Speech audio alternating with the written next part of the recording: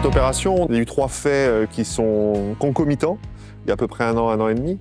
C'est que nous avons des obligations réglementaires pour les bâtiments tertiaires de faire des économies d'énergie à l'horizon 2030, de 40% sur tous les bâtiments tertiaires de plus de 1000 m². Ce collège en fait partie. Et donc un audit est en cours sur l'ensemble des établissements du département de la Dordogne, il y a 38 collèges plus d'autres bâtiments. En parallèle, on a eu un incident sous cette chaufferie avec une fuite sur le réseau qui a fortement détérioré la chaufferie telle qu'elle existait préalablement. C'était une chaufferie 100% gaz. Je commençais à m'intéresser sur l'hybridation gaz et LEC. J'ai eu une rencontre avec Dietrich où on a évoqué les possibilités techniques qu'il pouvait y avoir de bénéficier des avantages des 2 énergies sur un établissement comme celui-là. Donc ce sont ces 3 faits simultanés qui nous ont fait réfléchir sur comment on pouvait répondre à nos obligations réglementaires tout en bénéficiant d'économies financières et puis de réaliser des travaux en temps et en heure. On a lancé une consultation que Saleron a remportée. C'est le premier collège que nous équipons de la sorte. En parallèle, il y a 2 installations mais de moindre importance sur 2 petits sites qui sont également en service depuis très peu de temps.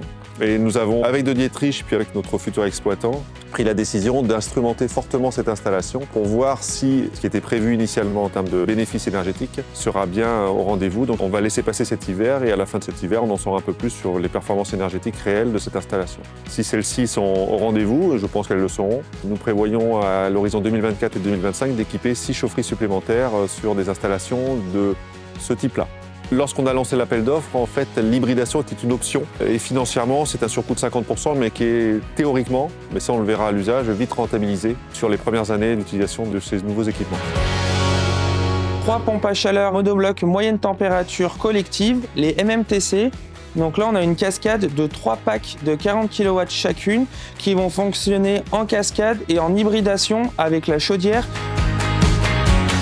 Nous nous retrouvons ici en chaufferie, où nous avons en complément des pompes à chaleur une chaudière type C640-700, donc de 700 kW, et un gestionnaire d'énergie qui va optimiser en fonction des performances, soit le fonctionnement des pompes à chaleur, soit le fonctionnement de la chaudière.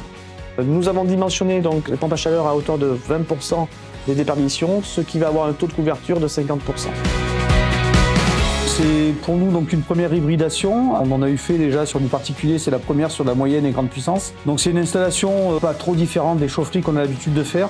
Il y avait peut-être 3 points particuliers quand même à prendre en compte. L'accès à la chaufferie avec des anciennes chaudières assez encombrantes à évacuer. Une nouvelle chaudière à mettre en place qui était aussi assez encombrante, donc une difficulté là-dessus. Un deuxième point que je soulèverais, c'était surtout l'accès un peu à l'ensemble du matériel. On a quand même pas mal de choses dans la chaufferie. Un ballon tampon qui doit être accessible, des circulateurs qui doivent être accessibles, une chaudière accessible. Et le troisième point qui était pour moi le plus important, c'était surtout de finaliser cette installation avant les premiers froids. Donc on a scindé l'installation en 2. 1 mois et demi de travaux sur la partie chaudière, on pourra le voir sur le schéma de principe, et 1 mois de travaux sur la partie pompe à chaleur. L'installation était quand même assez simple au niveau schéma hydraulique. On a pu isoler par 2 vannes la partie pompe à chaleur de la partie chaudière. L'hybridation de chaufferie, ça correspond tout à fait à ce que GRDF préconise dans le cadre de la décarbonation des installations, de la production de chauffage, assurer la base par de l'électricité et puis la pointe grâce au réseau de gaz naturel, en attendant bien sûr l'arrivée de plus de biométhane d'ici quelques années.